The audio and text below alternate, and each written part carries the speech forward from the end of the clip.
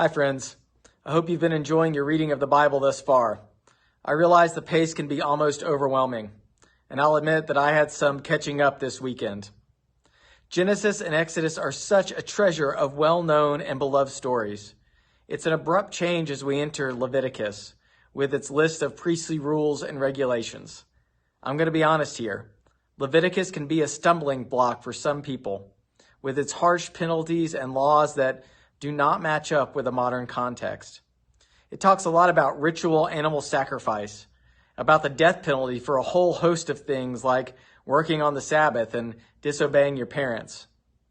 Both religious zealots in our age and those arguing against religion love to pull out individual lines of this book to use for their purposes. So why should we read the book at all?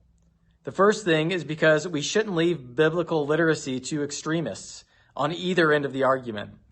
If we're going to hold up this book as a sacred text, we should know what's in there, the good, the bad, and the somewhat embarrassing parts. The next time someone declares something as biblical or unbiblical based on Leviticus, you will have a better sense of the vast array of topics covered by the Bible, and you can judge for yourself whether or not the one making the argument follows all the laws of Leviticus or are using the Bible to further their personal agenda.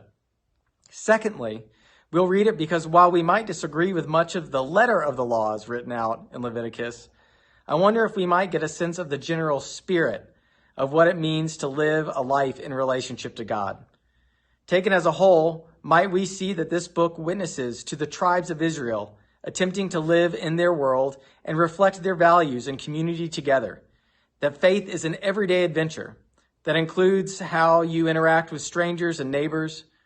Notice how the law even ritualizes the relationship the people have to the land in order to set up sustainable forms of farming or caring for animals. Finally, Leviticus gives you insight on the culture of a people at a particular time and sets some context for many of the stories to come.